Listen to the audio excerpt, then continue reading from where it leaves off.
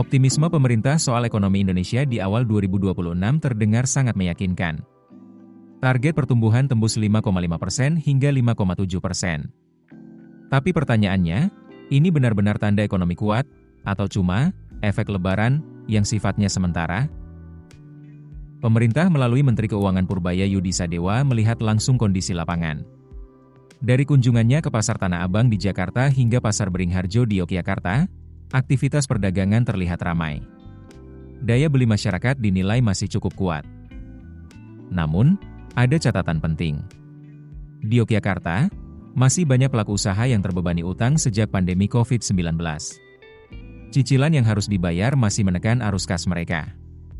Artinya, pemulihan ekonomi belum sepenuhnya selesai. Di sisi makro, pemerintah juga mengandalkan kekuatan fiskal. APBN masih relatif terjaga, didukung pendapatan dari komoditas seperti batu bara dan minyak, serta percepatan belanja negara di awal tahun. Meski begitu, risiko defisit tetap harus diwaspadai. Sekarang kita lihat datanya. Dari Bank Indonesia, kredit perbankan tumbuh 9,96% secara tahunan di Januari 2026. Bahkan, kredit investasi melonjak tinggi hingga 22,38%. Ini sinyal bahwa dunia usaha mulai ekspansi. Likuiditas juga longgar. Uang beredar atau M2 tumbuh 9,6%. Di sektor digital, aktivitas melonjak drastis. Transaksi digital tumbuh 39,65% menjadi 4,79 miliar transaksi. Sementara kris melejit hingga 131%. Dari sisi stabilitas, inflasi inti tetap rendah di 2,63% dan suku bunga acuan berada di 4,75%. Perbankan juga solid, dengan KAR 25,8% dan kredit bermasalah sekitar 2%. Indikator real pun menguat. PMI Manufaktur Februari 2026 berada di level 53,8, ini menandakan ekspansi dan bahkan menjadi salah satu yang tertinggi dalam beberapa tahun terakhir. Penjualan retail tumbuh 6,9%, penjualan mobil naik 12,2%, dan indeks kepercayaan konsumen berada di level tinggi 125,2. Dari sisi eksternal, rupiah relatif stabil dengan depresiasi hanya sekitar 0,3% meski ada konflik global.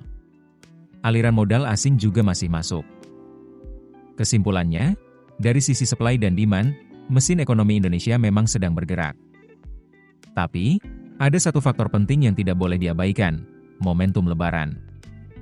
Di kuartal Januari 2026, total likuiditas yang masuk ke masyarakat diperkirakan mencapai Rp194 triliun. Ini berasal dari THR ASN, TNI Polri, pekerja swasta, bansos, hingga stimulus transportasi. Dari jumlah itu, sekitar Rp135 hingga Rp165 triliun benar-benar dibelanjakan. Dengan efek pengganda atau multiplier effect sekitar 1,3 hingga 1,6, dampak ekonomi bisa mencapai Rp175 hingga Rp260 triliun. Inilah yang disebut lebaran money shock, lonjakan konsumsi besar dalam waktu singkat.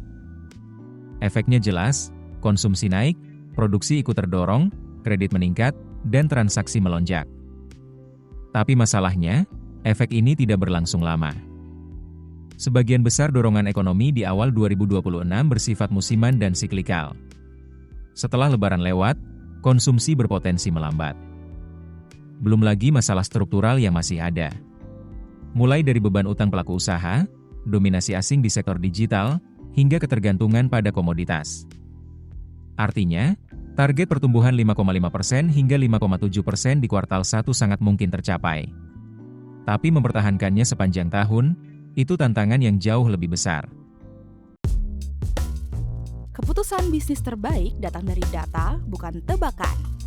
Mudah berlangganan Business Insight dengan subscribe with Google.